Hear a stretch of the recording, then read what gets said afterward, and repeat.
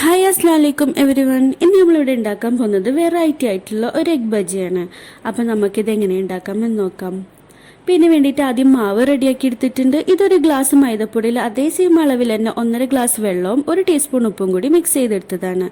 ഇവിടെ 5 egg boil ചെയ്ത് ഹാഫാക്കി cut ചെയ്തിട്ടുണ്ട്. പിന്നെ ഒരു ബിഗ് സൈസ് ഓണിയൻ ചോപ്പ് ചെയ്തത്, മീഡിയം സൈസ് ജിഞ്ചർ ചോപ്പ് ചെയ്തെടുത്തിട്ടുണ്ട്, ഒരു ചില്ലി വട്ടൻ അരിഞ്ഞത്, കറി ലീവ്സും, 1 ടീസ്പൂൺ ഉപ്പും.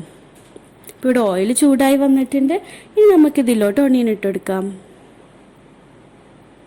ഇനി ഇതിലോട്ട് ഉപ്പ് ഇട്ടെടുത്ത് നന്നായി വഴറ്റിയെടുക്കാം. ഇവിടെ ഒരു ഗോൾഡൻ കളറായി വഴന്നു വന്നിട്ടുണ്ട്. ഇനി ഇതിലോട്ട് ചില്ലിയും ജിഞ്ചറും കൂടി ആഡ് ചെയ്ത് നന്നായി വഴറ്റിയെടുക്കാം.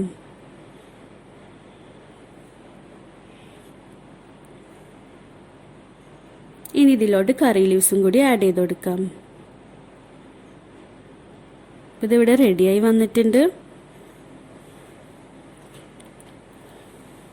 ഇനി നമുക്കിതിലോട്ട് മുട്ടയുടെ ഉണ്ണി കൂടി ഇട്ടെടുക്കാം. ഇനി നമുക്കിത് നന്നായി മിക്സ് ചെയ്തെടുക്കാം.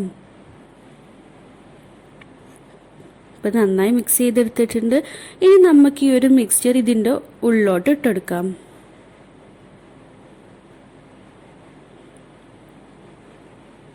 നമുക്കിതുപോലെ എല്ലാം ചെയ്തെടുക്കാം. ഇപ്പോൾ ബാക്കി വന്നിട്ടുള്ള മിക്സ്ചർ ഞാനൊരു ബോളാക്കി വെച്ചിട്ടുണ്ട്. ഇനി നമുക്കിത് മാവിൽ മുക്കിയിട്ട് ഒന്നൊന്നായി പൊരിച്ചെടുക്കാം.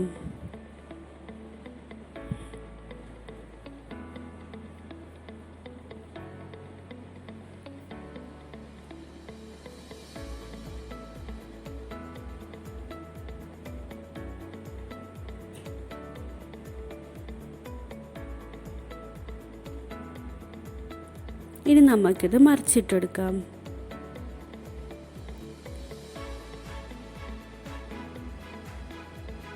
ഇപ്പോൾ ഇവിടെ എഗ് ബജി റെഡി ആയിട്ടുണ്ട്.